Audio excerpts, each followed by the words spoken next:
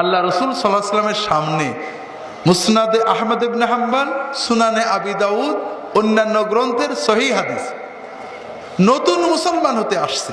যেমন আমাদের জাগতিক উদাহরণ, নতুন আওয়ামী লীগে যোগ দিতে আসছে, আছে না এরকম?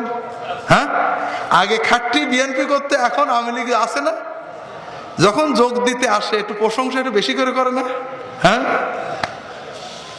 রাসূলুল্লাহ সাল্লাল্লাহু আলাইহি ওয়াসাল্লামের দরবারে আসছে, প্রশংসা শুনলে আমরা অবশ্য খুশি হই। আর রাসূলুল্লাহ সাল্লাল্লাহু আলাইহি ওয়াসাল্লামকে চেনেন। এখন মুসলমান হতে এসে তাদের গ্রুপ আসছে, একজন বলছে, ইয়া রাসূলুল্লাহ আনতা সাইয়্যিদুনা ওয়া ইবনু সাইয়্যিদিনা ওয়া খায়রুনা ওয়া ইবনু খায়রিনা।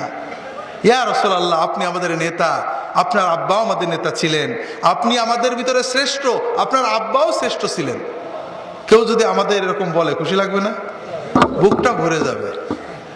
রাসূলুল্লাহ সাল্লাল্লাহু আলাইহি ওয়াসাল্লাম করে তো মিথ্যা বলিনি, আসলে তো নবীজি সাইয়্যিদ ছিলেন, আমাদের নেতা ছিলেন, ঠিক না?